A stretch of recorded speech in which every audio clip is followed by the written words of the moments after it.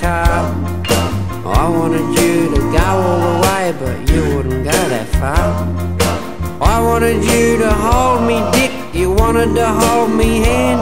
But when I accidentally brushed your tit, I just blew it and come in me pants, and it was over before it began. I'll never forget the strain and the sweat as I fumbled with your gear. 100 degrees with the windows wound up so your mum and dad couldn't hear. Trying me best to unzip your dress and unhook your bra with one hand. And just when I thought I was doing alright, I come in me pants again, and it was over before it began. Blouses and buttons and bras and buckles, and stop it, I'm getting cold. First time I'd had a tit in my mouth since I was 9 months old. I had lover's balls and you had no idea of the pitch of me passion and pain.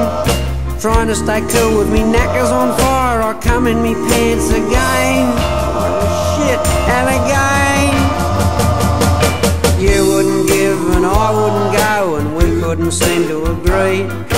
You got the giggles and I got the shits, then you wouldn't talk to me. And when we made up and we started again, your dad banged on the roof and he yelled, "What are you two kids up to in there?" And I shit in me pants as well, and it was over before it began. You hear people say that they'd love to go back and do things that they did in the past. But if you reckon they were the real good old days, you can go stick them right up your ass. Cause when I look back how I came and I went with a tear in me eye, I recall how I had a cut of a knife, but me undies had a ball, and it was over before it begun. Shit, I hope I never have to go through that again.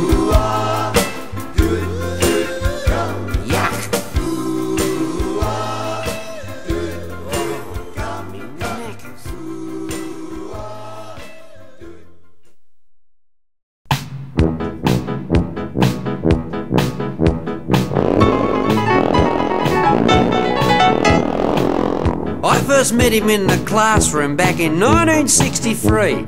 We seemed to hit off pretty good, we were mates, Mick and me. He wasn't such a big kid even back then at the start, and he wasn't all that clever either, but Jesus, he could fart. I first found that out in class one day when things were going pretty slow, and just to keep us all amused, Mick let this fucking ripper go. Oh God, you should have been there. Look, I'd describe it if I could, but I just turned around and I said, "Hey Mick, you're fucking good." And at the inter-school grand final on the rugby field that time, we were getting beaten. They were 12 and we were 9, and played with 3 yards from our goal line when the referee called a scrum, and Mick said, "Don't worry fellas, we've as good as got it won." So we just locked ourselves down in the scrum and we held each other's nose, and Mick, our little hooker, he let this fucking ripper go.